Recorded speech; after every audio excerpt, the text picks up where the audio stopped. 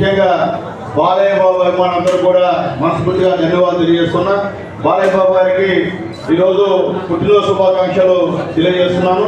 ముఖ్యంగా నా గెలుపులో బాలయ్య బాబు గారి పాత్ర ఉందని చెప్పి తెలియజేస్తున్నాను. గూడూరులో బ్రహ్మాండమైనటువంటి మీటింగ్ పెట్టి కొన్ని వేల మందిని ఉద్దేశించి మా సునీలు నా అభిమాని గెలిపించమని చెప్పి ఆయన అక్కడ చెప్పడం విశేషంగా స్పందించారు. ప్రజలందరూ కూడా మంచి విద్యార్థిని నాకు ఇచ్చారు.